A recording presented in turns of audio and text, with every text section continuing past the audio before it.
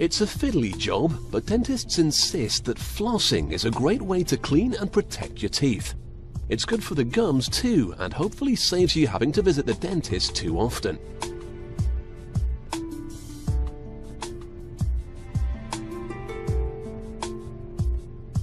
Originally, dental floss was made out of silk, but the stuff your local chemist stocks these days is a little less exotic.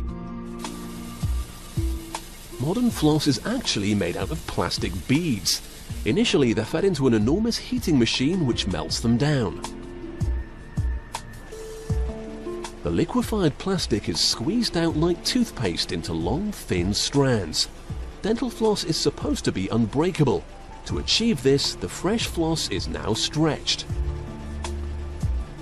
As it passes around all the spools and switchbacks, it's pulled faster and faster, eventually reaching 120 kilometers an hour. This stretching makes the plastic molecules longer and stronger. Ideally, the result is super tough, unbreakable dental floss perfect for removing food from between your teeth. This factory alone produces 15 million meters, yes, that's 15 million meters of floss every single day. Once it's been adequately stretched, it's put onto these large bobbins. There's enough floss produced in this factory to help keep the whole of Britain free from painful gum disease, but research suggests nearly a quarter of us never floss at all. For those that do, the bobbins are now loaded up onto this enormous machine. The floss may be strong, but if it's headed for the nooks and crannies of people's mouths, it needs to be hygienic too.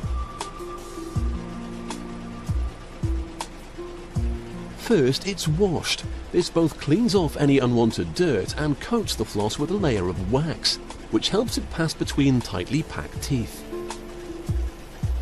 Next, it's sprayed with peppermint powder, which acts as a mild disinfectant and frankly tastes better than plastic string.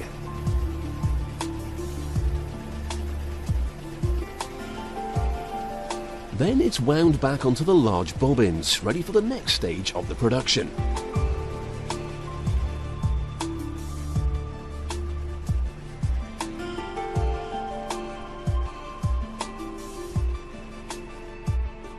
Flossing is an important part of good oral hygiene, as the waxy string helps reach those parts your toothbrush just can't.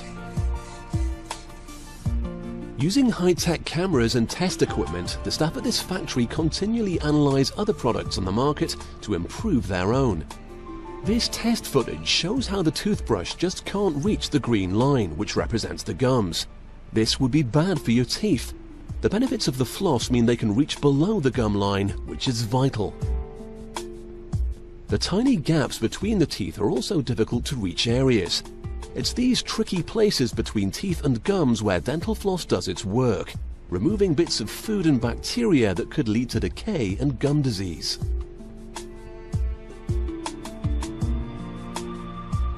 Back on the production line, hundreds of kilometers of freshly prepared dental floss are ready for packing. This machine is sorting the tiny spools that the floss will be wrapped around. Once they're in, the rollers get to work to spin 25 meters of floss onto each one. It needs to be a quick process, as there are many more kilometers of floss still to wrap.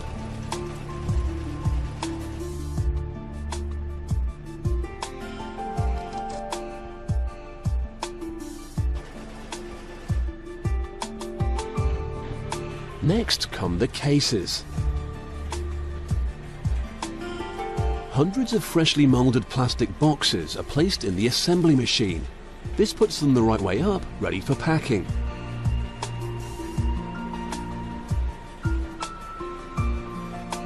First, they receive an inner holder, and then workers on the production line insert a new roll of waxed floss.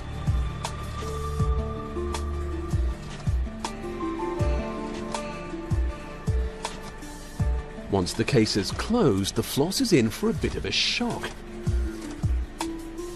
The cases are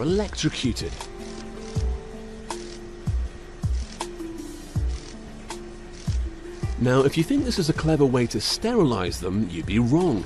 The electricity oxidizes the cases. This helps the layer of ink carrying the company logo to stick onto the plastic. So that's the unraveled tale of dental floss.